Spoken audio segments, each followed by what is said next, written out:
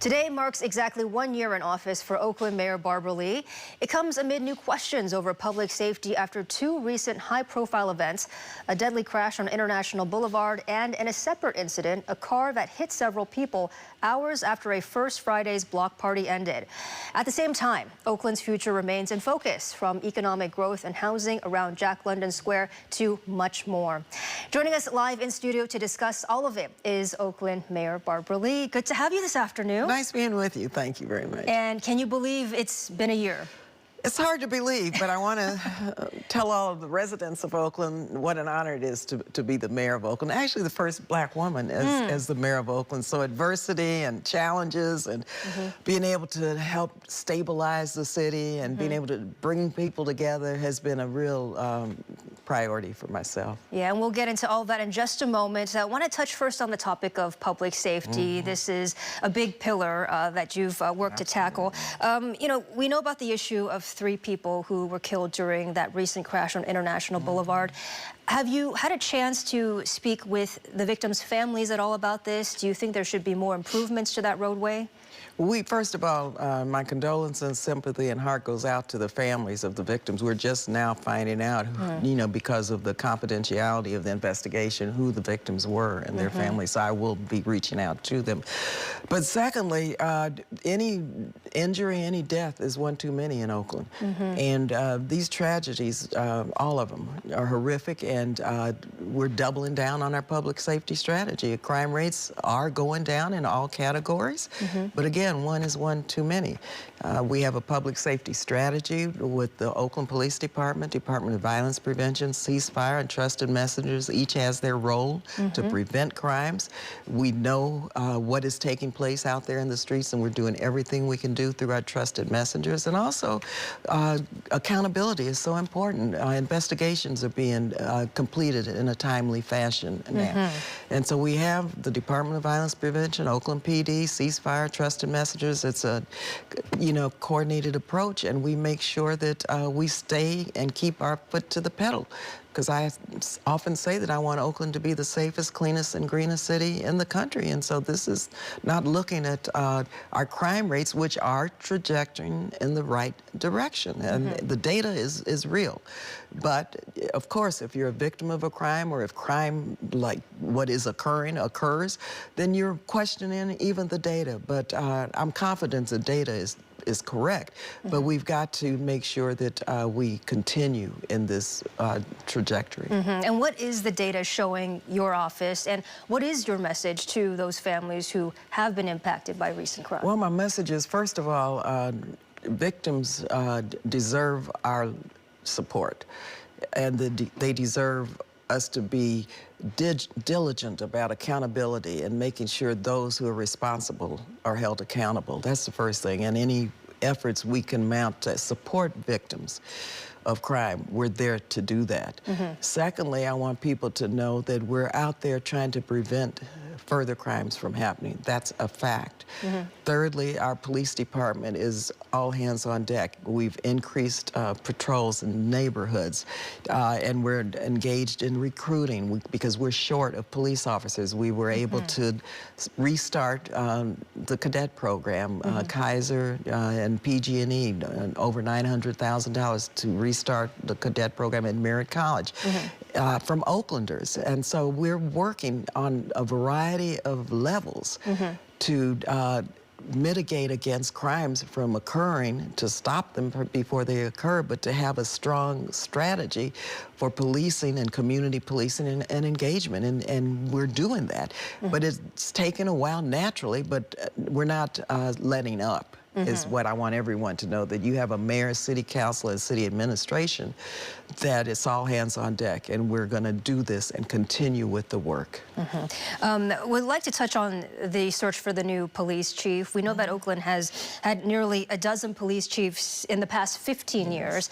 Can you walk us through what the timeline is looking like now for that new chief to come in? And when I was elected, I said I want some stability in this city, because I know the history. I've been a member of Congress 27 years in the California legislature, so I know Oakland very well.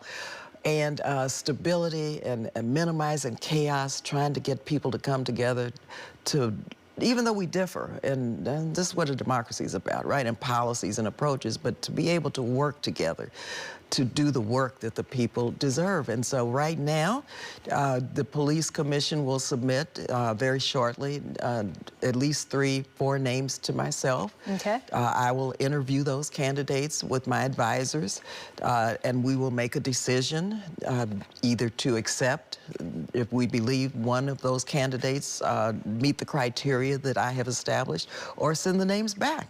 And that's the process. And the process is a good process because it's community engagement. Actually, the people who conducted the recruiting had many community meetings to determine what residents want to see in their next police chief. Okay. They will submit to me that information, and I will follow that. Can you commit to a specific date, though, in terms of when Oaklanders can expect to see that new chief come in? No, I can't, but I want it to be as quickly as possible. Once I receive the information and the names from the police commission, we're set.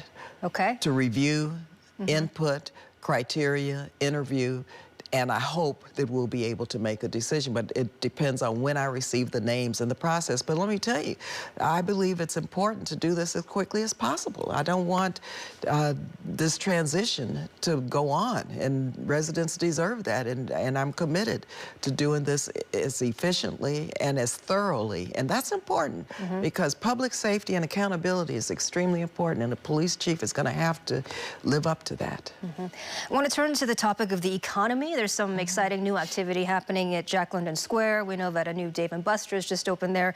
How do you plan to build on that momentum for housing and business in the downtown area? Sure, and you know, it's very important that we have activations in Jack London Square, and Dave & Buster's certainly is a very popular place. People are coming. The grand opening was unbelievable.